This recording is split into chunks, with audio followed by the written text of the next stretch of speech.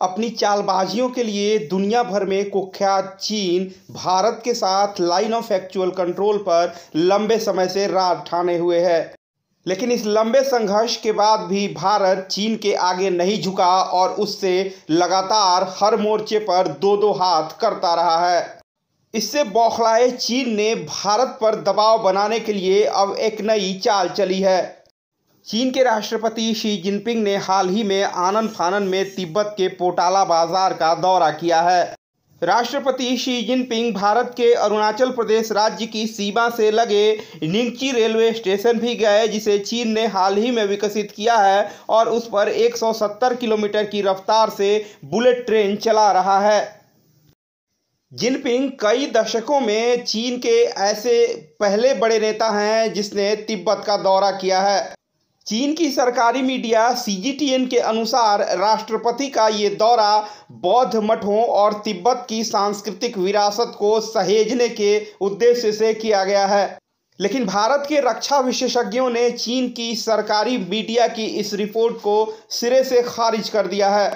विशेषज्ञों का कहना है कि दरअसल शी जिनपिंग तिब्बत के विकास के लिए नहीं बल्कि भारत को संदेश देने के लिए तिब्बत की यात्रा पर गए थे।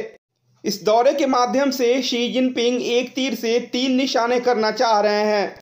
एक तरफ तो वे तिब्बत के लोगों को ये संदेश देना चाहते हैं कि चीन अब तिब्बत को मुख्य धारा में शामिल कर उसका विकास करना चाहता है। इसके लिए राष्ट्रपति शी जिनपिंग ने तिब्बत के बड़े बौद्ध मठ द्रेपुंग का दौरा किया और वहां के धर्मगुरुओं से मिलकर सांस्कृतिक संरक्षण की जानकारी ली। तिब्बत दौरे के माध्यम से चीन के राष्ट्रपति शी जिनपिंग का दूसरा संदेश नेपाल को लेकर है।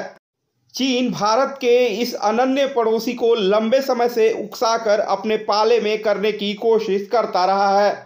अब जिनपिंग नेपाल के साथ चीन के व्यापार को बढ़ाने के लिए यिंगजी रेलवे स्टेशन का इस्तेमाल करना चाहते हैं।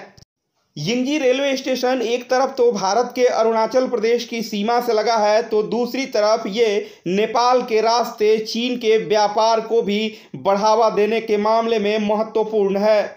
ये रेलवे स्टेशन 1740 किलोमीटर लंबे सिचुआन तिब्बत रेल मार्ग पर स्थित है। रक्षा विशेषज्ञों का मानना है कि चीन का तिब्बत के विकास को लेकर किया जा रहा दावा दिखावा है। राष्ट्रपति शी जिनपिंग इस माध्यम से भारत को कड़ा संदेश देना चाहते हैं। दरअसल तिब्बत को लेकर भारत के बदलते रुख की वजह से चीन में घबराहट और चिंता का माहौल है। चालबाज चीन को उसी की भाषा में जवाब देने के लिए हाल ही में भारत ने तिब्बत के प्रति अपने रुख में बदलाव करने के संकेत दिए हैं। दरअसल कुछ ही दिनों पहले भारत के प्रधानमंत्री नरेंद्र मोदी ने तिब्बती धर्मगुरु दलाई लामा को उनके जन्मदिन पर बधाई दी थी। ये परंपरा 2016 से बंद थी, जिसे नरेंद्र मोदी ने दोबारा शुरू की। इसके अलावा भारत ने चीन के कम्युनिस्ट पार्टी के 100 साल पूरे होने पर उसे बधाई संदेश भी नहीं भेजा। भारत ने चीन को ये कड़ा संदेश देने की कोशिश की है कि अगर LAC पर उसके अड़ियल रवैये में बदलाव नहीं आया तो भारत तिब्बत को मान्यता देने के मामले में फिर से विचार कर सकता है। भारत के इस रवैये को देखते हुए चीन में छटपटाहट है और वो भारत पर दबाव बनाने की लगातार कोशिश कर रहा है। हालांकि चीन पिछले कई दशक से भारत से लगे एक्चुअल लाइन ऑफ कंट्रोल पर आधारभूत ढांचे को विकसित कर रहा है और वहां रक्षा और सैन्य उपकरणों की तैनाती भी तेजी से कर रहा है। दरअसल चीन भारत के अरुणाचल प्रदेश राज्य को अपने तिब्बत का हिस्सा मानता है।